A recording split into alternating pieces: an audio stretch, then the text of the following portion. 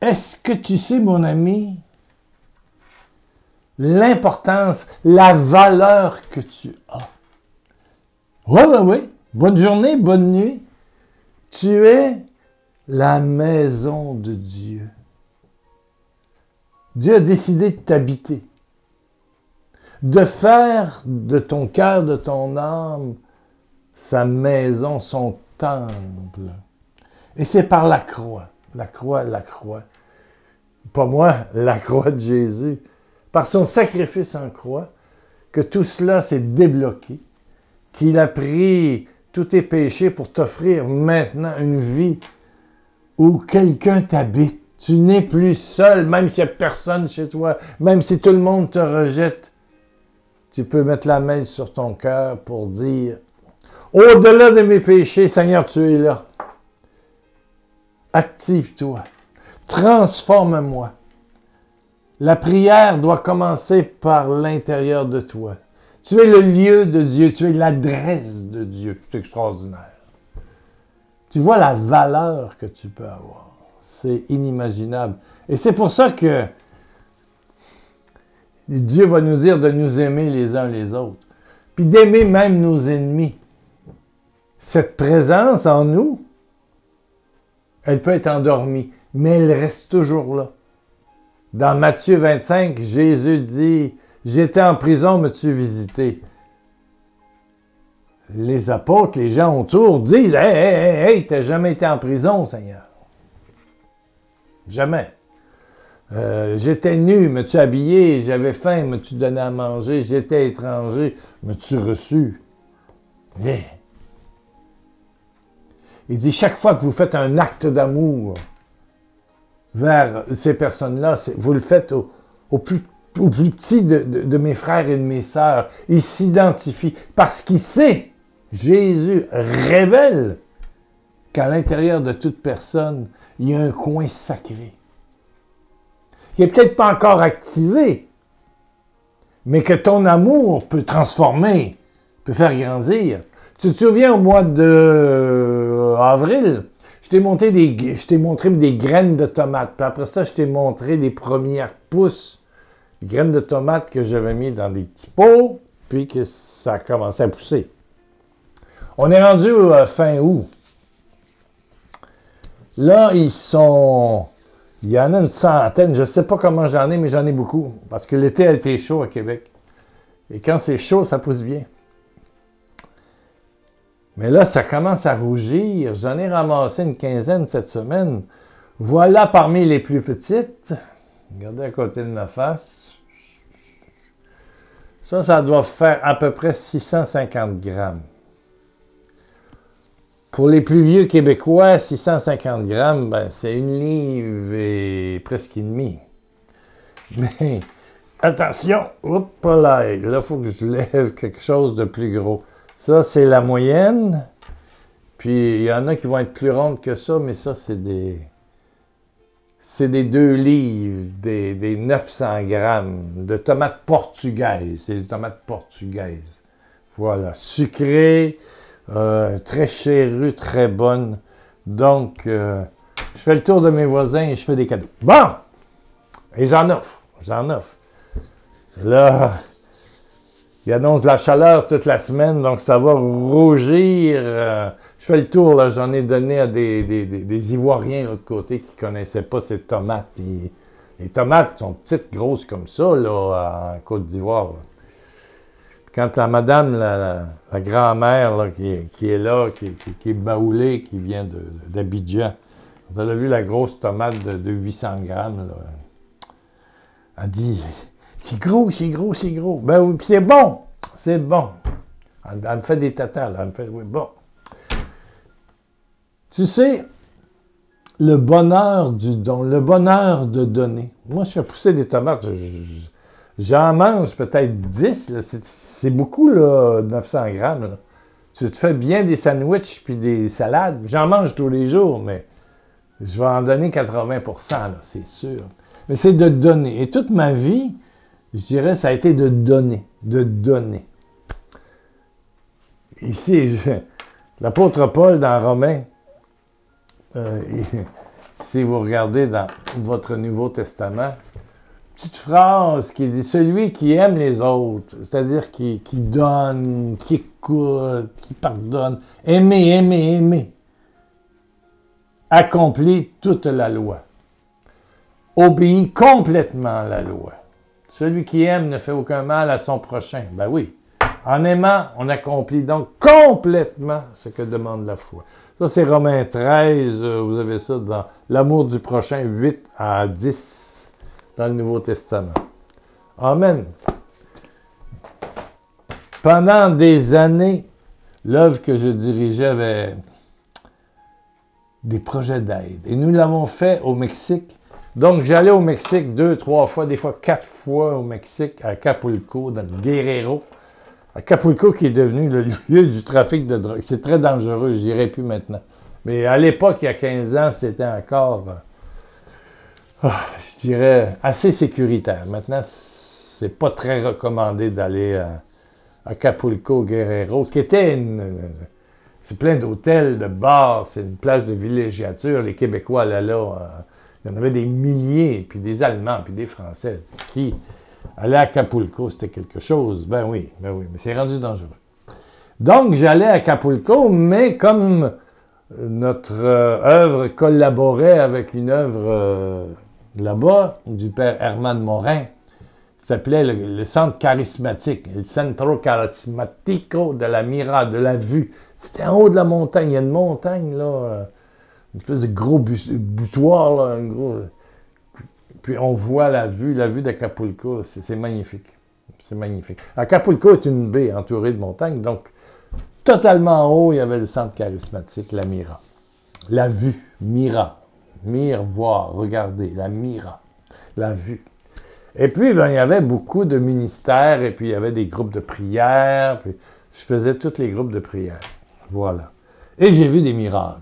Et je veux continuer à parler à Zoé, qui m'a demandé de parler de signes. Mais j'ai vu, je pense que je ne sais pas le nombre de miracles que j'ai vus là. Aujourd'hui, je voudrais parler d'une dame.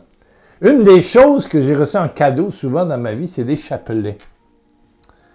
Des chapelets.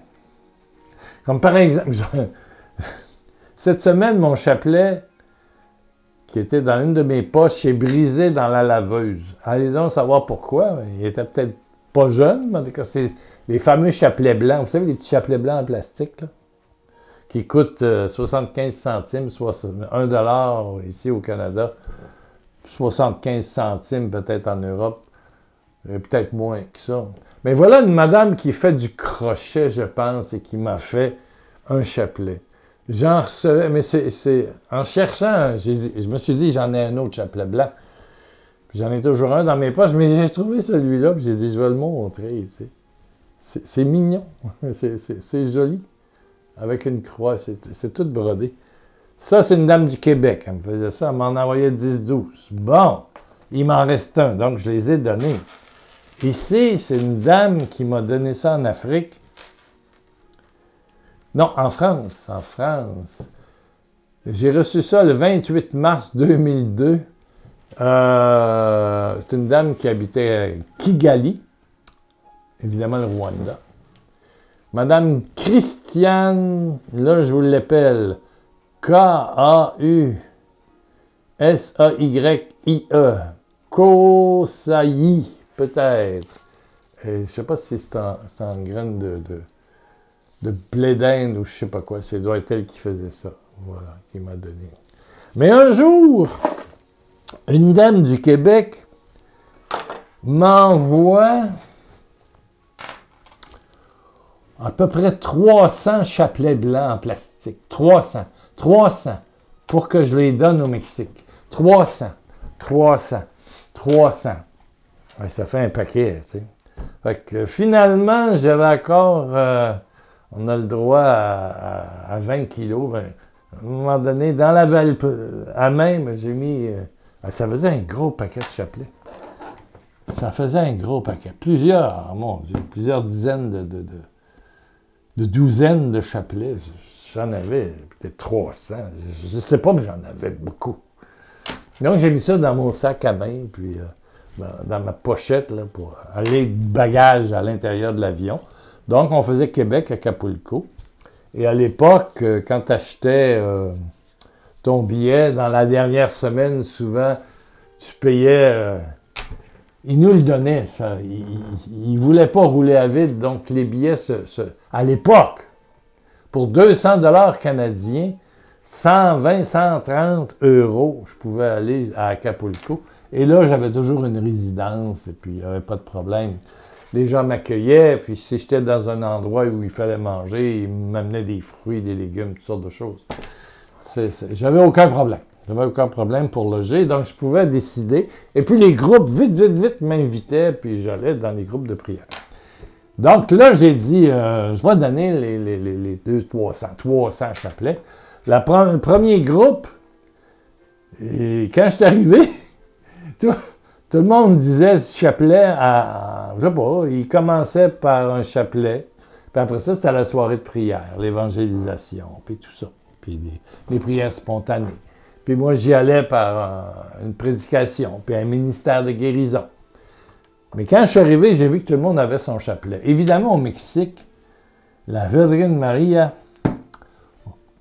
c'est fort. L'aspect marial, Marie, la mère de Jésus, c'est par qui le salut va passer. Dieu le Père se choisit une femme qui est nous, qui est une humaine, pour que son Fils s'incarne et nous sauve. Et il va nous sauver en croix. C'est la rédemption par son sang. Par son sang, nous sommes purifiés, renouvelés, relancés. Et nous devenons la résidence. C'est wow. Et l'éternité pour nous, c'est la vie éternelle. Le sang de Jésus, c'est la vie éternelle. La vie ne s'arrête pas avec la mort. La mort n'existe plus. Donc, je n'ai pas donné mes chapelets. Je les avais dans ma pochette. J'avais mon Nouveau Testament puis les 200 chapelets. Puis la deuxième, c'était un milieu un petit peu plus favorisé. Je dis, ils sont capables de s'acheter un chapelet, c'est sûr. Bon. Donc là, ça faisait 2 fois que je transportais mon gros paquet de chapelets. Et puis la réunion avait lieu de 6h à 8h. Donc après ça, je suis allé sur la Miguel Alemán, qui est l'avenue, je dirais le boulevard. C'est un boulevard à 3 d'un côté, 3 de l'autre minimum. Puis c'est des hôtels tout le long, puis des bars, puis des restaurants, puis tout ça. Puis...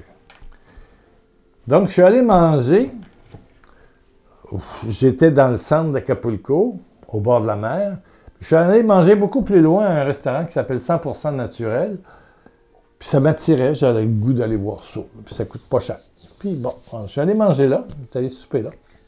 Je suis allé dîner, si on dit français, dîner, nous et souper. Enfin, c'est le repas du soir.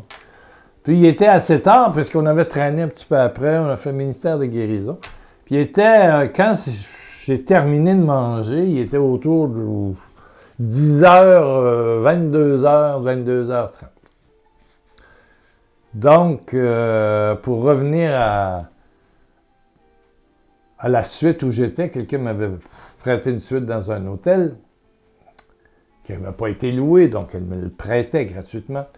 Donc, j'ai dit, je vais marcher un peu, puis il s'est passé un phénomène, c'est qu'autour de 22h, il y a des bosquets sur le long de la Miguel Alemán, le grand boulevard, qui fait, mon Dieu, peut-être 15-20 km de la baie d'Acapulco.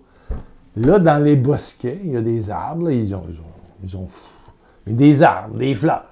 C'est beau, Acapulco. En tout cas, c'était beau. Là, j'ai vu sortir les filles, sortaient. Bonjour, bébé. Hein? Hola, bébé. Hola, bébé. Je dis, mon Dieu. On dirait qu'ils sortent tous, les prostituées, à peu près autour de 22h. Puis c'était très rare que je finissais un repas à 22h. Je finissais à 21h, puis j'allais tranquillement dormir pour le lendemain voir aux œuvres qu'on avait. On nourrissait des centaines de familles à Acapulco, des familles pauvres. Et là, il y avait des hola bébés, as-tu du feu, fofolo, ou je sais pas comment est-ce qu'on disait ça, là. Fofolo, ça c'est du Congo. Fofolo, ça veut dire des allumettes au Congo-Brazza. Comment est-ce qu'ils disaient ça là-bas? Je m'en souviens plus. Bon, mon espagnol est parti. Là, je regarde la première fille. J'ai dit, elle n'est pas vieille, hein? Peut-être 22, 23 ans. En tout cas, elle paraît ça. Je dis, oh, une minute! Elle dit, quoi? Interessado? Intéressé? J'ai dit, oui, tengo un regalo. Para ti, j'ai un cadeau, regalo. Un cadeau pour toi. J'ouvre mon petit sac juste pour me glisser la main, puis je sors un beau chapelet. Un beau chapelet. C'était des chapelets blancs. Et j'ai dit, tu connais le rosaire, le chapelet? Elle dit, claro que si. Bien oui, bien oui, bien oui. Alors, je fais ça, puis je lui mets le chapelet sur le cou avec son décolleté, là. On voyait une partie de ses seins. Puis la croix arrivait dans le corsage. J'ai dit, tu es aimé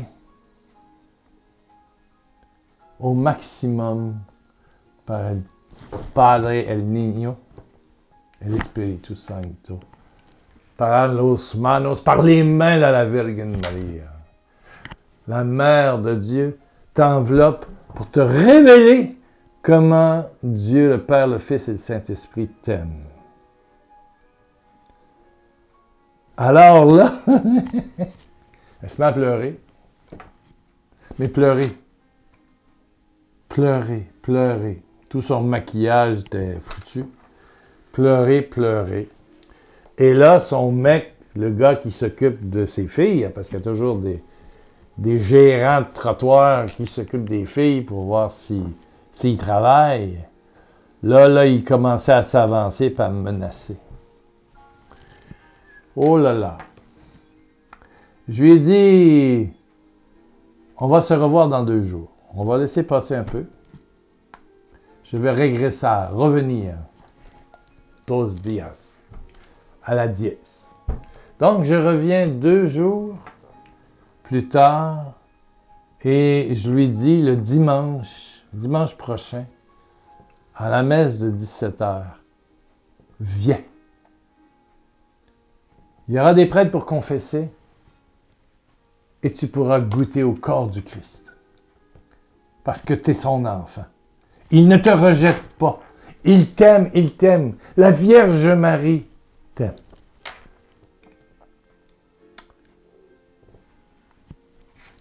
Donc, je reviens 2 jours après. Je lui donne un petit papier qui était un flyer, une petite publicité. Je lui donne ça. Et je lui prends la main, et pendant que je lui prends la main, je demande pour sa vie, pour sa famille, parce qu'elle avait 2 enfants, elle m'avait dit ça. Elle avait eu 2 enfants de relations incestueuses. Une histoire terrible derrière tout ça. Elle avait pleuré encore. Et le dimanche, qui je vois, j'étais là en avant, la messe se déroulait, je la vois rentrer. Wow! Elle va demander pardon. Et je l'ai vue, et je donnais la communion, et elle est venue devant moi. Je ne sais pas, pour moi c'est un miracle ça. Quand j'ai dit el cuerpo del Cristo. Cristo qui te ama. Muchísima. Voici le corps du Christ qui t'aime infiniment. Ta vie ne sera plus jamais la même. Et je l'ai vu communier et s'effondrer dans le repos de l'esprit dans la cathédrale. Tout le monde pensait qu'elle était malade. J'ai dit non, laissez-les là. Je lui ai imposé les mains un peu. J'ai continué après ça à donner la communion. Elle s'est relevée à la fin de la messe. Le visage transformé. La vie changée. Elle est devenue bénévole, elle est devenue engagée. Et les gens l'ont aidée à se restituer, à prendre soin de ses enfants sans faire de la prostitution. Ben pour moi, c'est un miracle. C'est un miracle. C'est un signe extraordinaire de la puissance de Dieu. J'étais prostitué, t'es-tu arrêté? T'as-tu pris le risque de t'adresser à moi, de prier pour moi. J'étais nu, m'as-tu habillé, j'étais étranger, j'étais bizarre, j'étais malade. J'étais dans la corruption. Est-ce que tu as vu quelque chose en dedans de moi? Évangéliser, c'est révéler à l'autre la beauté qui sommeille au fond de son être. Évangéliser, c'est réveiller la beauté qui sommeille. Eh bien, croyez-le ou non, j'ai donné dans la rue. Et dans un groupe de prière aussi, mais 200, peut-être 300 chapelets, je les ai donnés. Mais presque toutes les prostituées filles. Puis il y a un petit coin mâle, mais c'est plus dur dans ce coin-là. Disons que les jeunes qui font de la prostitution, c'est pas fort sur le chapelet. Mais les mères sont tous des mères. Ils ont tous des enfants. Ils font ça pour survivre. C'est vraiment un métier. Alors que les garçons qui font de la prostitution dans un autre coin, c'est vraiment pour s'acheter de la drogue et autres. On n'a pas la même... Oh, on n'est pas dans la même ambiance. Moins de succès, là, j'ai essayé, mais je peux vous dire que le Christ est puissant. Et que peu importe ce que tu fais, quand tu aimes, c'est le Christ qui aime en dedans de toi. C'est pas Pierre Lacroix qui faisait ça. D'ailleurs, tout le monde me disait, c'est dangereux, tu peux te faire poignarder, tu peux te faire tuer. C'est la pègre qui est derrière ça. Bon, j'ai dit quelque part, et je ne sais pas pourquoi j'avais pas peur. J'ai invité des gens à venir avec moi, personne ne voulait venir. Bon, j'ai dit, j'y vais pareil. Ma réponse était, c'est une belle manière de mourir. C'était une buena manera de mourir. Ça semble orgueilleux, c'est sûr que... Non, j'avais pas peur. Je sais pas pourquoi. Il me semble que je touchais le cœur de Dieu. Là, je vous invite à relire Matthieu 25. C'est très important, Matthieu 25. Et le miracle de l'amour, c'est fort. C'est fort. Et à tous ceux qui écoutent à toi, que tu aies 12 ans comme Zoé, que tu aies 92 ans comme la dame ici de Québec qui m'écrit, que tu aies 50 ans, que tu sois riche, pauvre, malade ou en santé. On peut tous aimer. Aimer, c'est simple, c'est vouloir le bien, révéler à l'autre la grandeur du cœur, puis tu peux donner un verre d'eau, mais donne-le avec amour. Au nom de Jésus, avec amour. Avec intérêt. Oh, peut-être qu'au début, ils vont dire non, on ne veut rien savoir. Ils vont peut-être t'insulter. Mais persévère. Et je te dis que tu verras des signes et des miracles. Amen, amen, amen. L'amour, ça, c'est la clé du miracle. L'amour, l'amour, l'amour. Père éternel, touche. Ferme tes yeux. Par l'intérieur de toi. Père, Père, Père, Père, toi qui es là, avec Jésus et le Saint-Esprit qui est l'amour, fais jaillir dans tout l'être de mon ami ta puissance amoureuse, ta puissance de guérison, ta puissance de guérison, alléluia, et coupe les chaînes. Et tu vois quelqu'un que tu voudrais qu'il écoute, ben tu peux leur dire d'écouter, donner le lien. Mais pense à cette personne, peut-être ton fils, ta fille, ton époux, ton conjoint. Alléluia. Et Marie prie avec nous. Oui, c'est une compagne de prière. Et au nom de Jésus, je coupe. Allez, tape dans tes mains pour cette personne. Allez. Les mauvais liens sont coupés, coupés. Et je te le dis, tu verras la gloire de Dieu. Tu verras l'amour de Dieu qui va se manifester. Amen, amen, amen. Alléluia. On a eu des beaux dons dans les derniers jours. Merci, merci. On rentre dans le défi septembre, là, doucement. Le mois d'août, c'est financé. Même s'il y a moins de monde qui regarde, les vacances, la rentrée scolaire, bon. On va revenir dans nos chiffres réguliers au mois de septembre. Là. Merci. N'hésitez pas à mettre un petit pouce en l'air. Abonnez-vous. Puis, en bas de l'image, il y a ces choses-là. Merci de laisser un commentaire aussi. Mais attention, YouTube, ils sont malades de ce temps-là. C'est-à-dire que je vois 12 commentaires arriver, différents, de différentes personnes, puis il y en apparaît finalement 400. Il y en a 6-7 qui ne sont pas publiés. Pourquoi? Je ne sais pas. À tous les 2-3 mois, on dirait qu'il y a trop... Ils ont de la difficulté. Ils sont trop chargés. Donc, excusez-moi, c'est rare que j'en refuse. Je pense que depuis le début, il y a 500 vidéos. J'ai peut-être refusé deux ou trois commentaires déplacés. Non, si vous ne voyez pas votre commentaire, réessayez. Dans les 2 jours. Amen. Amen. Bon. 1 million de bisous, de bisous, de bisous. À Jésus qui est en toi, donc à toi.